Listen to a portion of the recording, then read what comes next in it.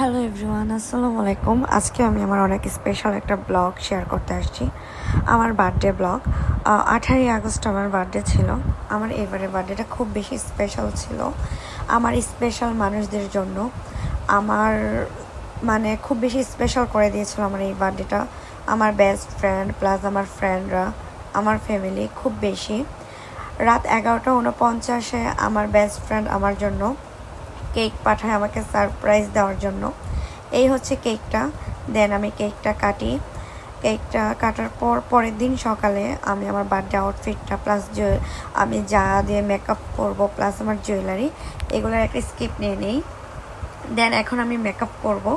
আর আমি নিজেই যেহেতু মেকআপ আর্টিস্ট, সো আমার মেকআপটা আমি খুব ভালো করে নিজে করে নিয়েছি। এখন আমার ফ্রেন্ডরা চলে আসছে, আমরা সবাই মিলে যাচ্ছি ক্যাটকিন রেস্টুরেন্টে। অ্যাকচুয়ালি ওইখানে আমি আমার বার্থডেটা এবার সেলিব্রেট করব। আর ওইখানে আমার জন্য ডেকোরেট করে রেখেছিল, আমি আগে কল করে বলে দিয়েছিলাম। দেন এখন এই কেকগুলো নিয়ে আমি এখানে কেক কাটবো।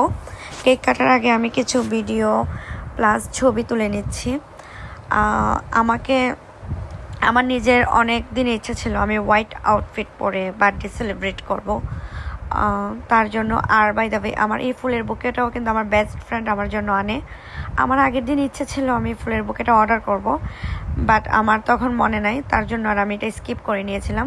বাট আমার বেস্ট ফ্রেন্ডের কিন্তু মনে ছিল আমি ফুলের বুকে নেব। তার জন্য পরের দিন বার্থডে যখন সেলিব্রেট করার জন্য আমরা রেস্টুরেন্টে যাব, ও আমার জন্য এই ফুলের বুকেটা নিয়ে আসে। এটাও আমার জন্য একটা সারপ্রাইজ ছিল।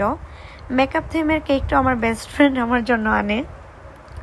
দেন এখন আমরা কেক কাটার পর খাবার খাবো। এখানে খাবারগুলো কিন্তু খুবই টেস্টি ছিল, অনেস্টলি খুব। দেন আমরা নৌকা দিয়ে ঘুরতে আসছি।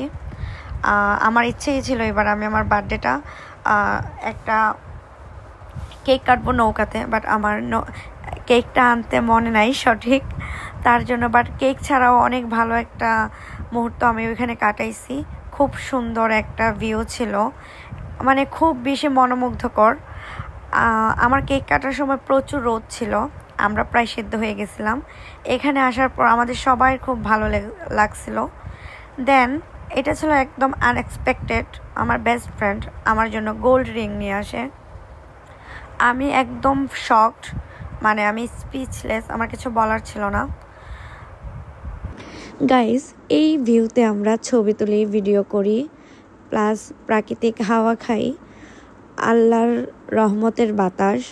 খুব সুন্দর একটা দিন ছিল, প্লাস খুব ভালো একটা মুহূর্ত কাটছে এখানে যাওয়ার পর।